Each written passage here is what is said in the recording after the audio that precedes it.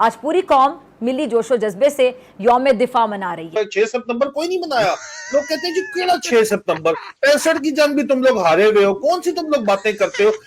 रोज आते हैं इस उम्मीद पे आज जीतेंगे, कल जीतेंगे, परसों जीतेंगे, रोज हारते हैं।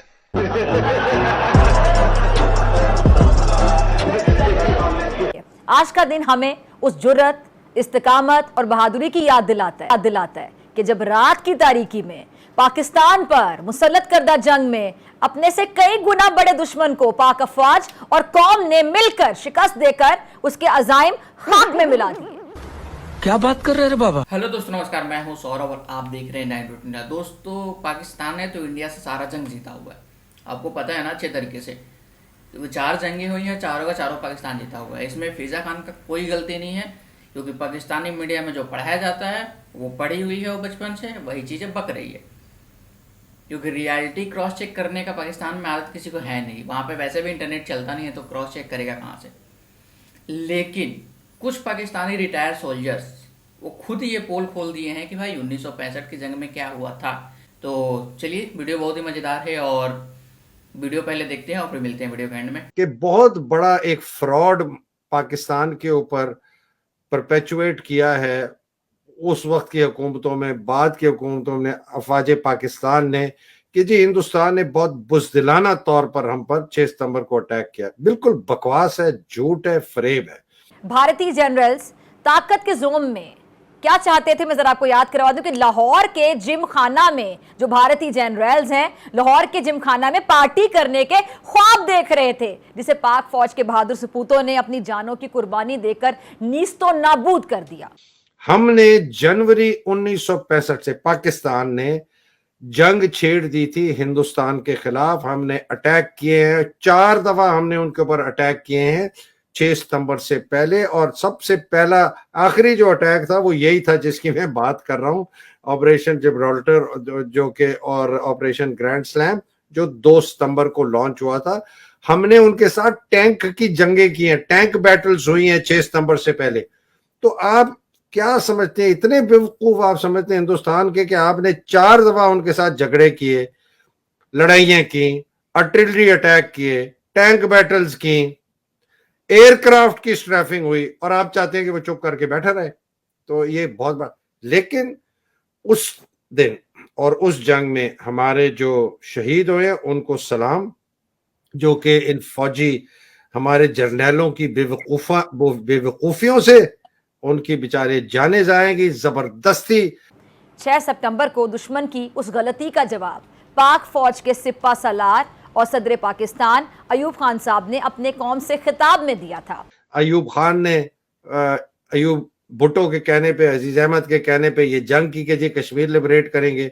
इसी तरह 71 में उन्होंने डूबा, और इसी तरह आज ये मुल्क डुबोने को आ रहे हैं। इनको पता ही कुछ नहीं है। जब आप अगर अपनी हिस्ट्री से कट जाएं तो फिर आप अपनी मीरास से अगर कट जाएं, अगर आपको पता ही ना हो कि आप क्या गलतियां कर रहे हैं और क्या गलतियां आप अपने बुजुर्गों से के तजर्बे से फायदा ना उठाएं, तो आप नई गलतियां करते चले जाते हैं। हमारी फौज का, हमारे जवानों का एक ही जज्बा होता है कि या तो हम शहीद हो सकते हैं या हम गाजी हो सकते हैं, दरमियान में कुछ नहीं।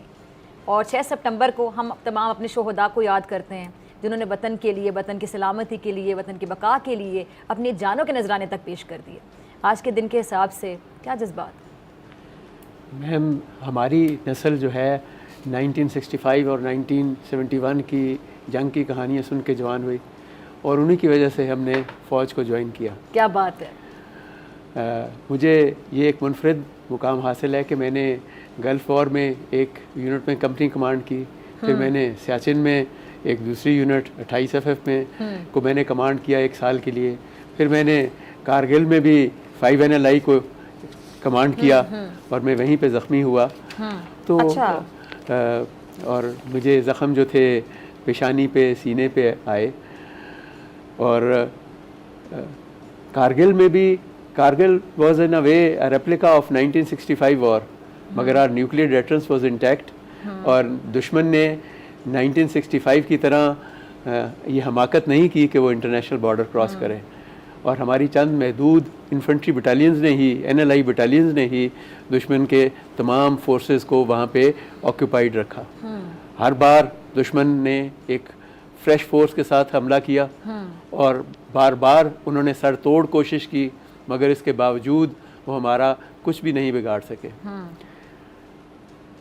आखिर वक्त में भी मेरी एक इन्फेंट्री बटालियन के ख़िलाफ़ दुश्मन की तकरीबन एक डिवीज़न की नफरी थी, और वो ये उन लोगों के ओवर एंड अबव है कि हर बार उन्होंने फ्रेश ट्रुप्स इस्तेमाल किए, मुंह की खाई और फिर भी कुछ नहीं कर सके। तो हमारी गलतफहमी ये थी कि कश्मीर के लोग अलग होना चाहते हैं, सियासी तौर पे वो तैयार हैं, इसके लिए लड़ाई के लिए और पनाह देने के लिए भी तैयार हैं। हमने जो लड़ाई की उससे हमने उनकी जिंदगियों को खतरे में डाल दिया, वो तैयार ही नहीं थे इसके लिए। तो ये बिल्कुल अनाड़ी तरीके से, बल्कि हाँ, जितने हमारे फौजी पकड़े गए जवान और अफसर और हिंदुस्तान के फौजियों के हवाले किए गए, वो वहाँ के लोकल कश्मीरी थे जिनके पास हमारे फौजी मदद मांगने गए थे। हाँ, तो अब उन्हें पता नहीं है, आप अचानक उनके घर पहुंच जाए, जी मैं आ गया हूँ यहाँ पे, तो आपकी कैसे मदद करेंगे? आपने उन्हें मुश्किल में डाल दिया। ये सुनने के लिए इस आसम मुनीर जैसे लोगों की वजह से, बाजवे जैसे गद्दारों की वजह से, आसिम मुनीर जैसे गद्दारों की वजह से, और इनके जो टोनी अफसरान हैं गद्दारों की वजह से, ये बातें सुनने के लिए क्या हमने अपने पूरे खानदान जो है वो यहाँ पे कुर्बान कर दिए इस फौज के अंदर। 65 का जज्बा पाकिस्तान में कारगिल में भी वाज़े तौर पे नज़र आया, और जब भी पाकिस्तान की बका को चैलेंज किया गया, पहले भी किया गया, अब भी अगर किया जाएगा, तो इंशाअल्लाह ताला पाकिस्तानी कौम में वही सीसा पलाई दीवार साबित होगी और वही जज्बा दोबारा आएगा, और है। आज भी हमारे लिए एक बहुत भारी दिन है। ये कोई खुशी का या ये कोई पटाखे बजाने वाला दिन नहीं है, बल्कि ये एक इंट्रोस्पेक्शन का दिन है, ये रिफ्लेक्शन का दिन है, और इसमें देखना चाहिए हमें कि यार ये हमें there are so many aspects of it. हमले के वक्त, हमले से पहले जो इंटेलिजेंस इतलात होती हैं, तो कुछ इंटेलिजेंस इतलात थी कि भारत कोई भूल करने जा रहा है, ऐसा कोई एक्सपीरियंस ज़रा शेयर कीजिएगा।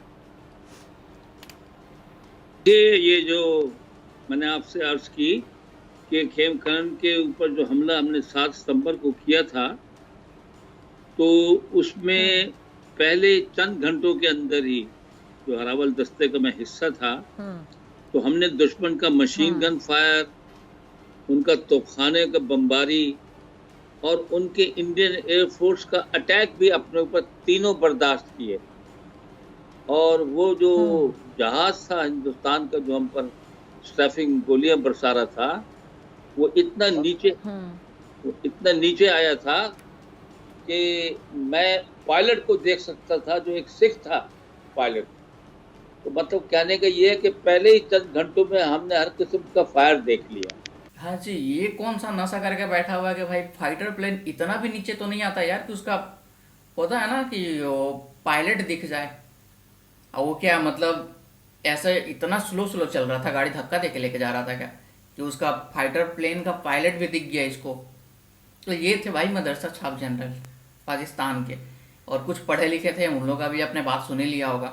तो इसमें फिजा का कोई गलती नहीं है, दूसरे पाकिस्तानियों का कोई गलती नहीं है, क्योंकि ये लोग जो बयानबाजी करते हैं, ये लोग जो शुरू से करते हुए आए हैं और जो पढ़ाते आए हैं, उसी का आज नतीजा है कि पाकिस्तान इस हालात में है।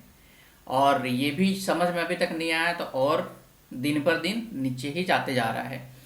और एक और वीडियो है बहुत ही मज़ेदार, वो आपको नेक्स्ट वीडियो में देखने मिलेगा। तो आई होप आपको वीडियो अच्छा लगा होगा, और वीडियो अच्छा लगा होगा तो वीडियो को लाइक जरूर से कर दीजिएगा। चैनल पे नए हैं तो चैनल को सब्सक्राइब कर लीजिएगा, बेल आइकन प्रेस करना ना भूले, ताकि हर आने वाली लेटेस्ट वीडियो का नोटिफिकेशन आपको मिल सके। मिलते हैं किसी अगले नेक्स्ट और मजेदार टॉपिक पे, तब तक के लिए जय हिंद, जय भारत।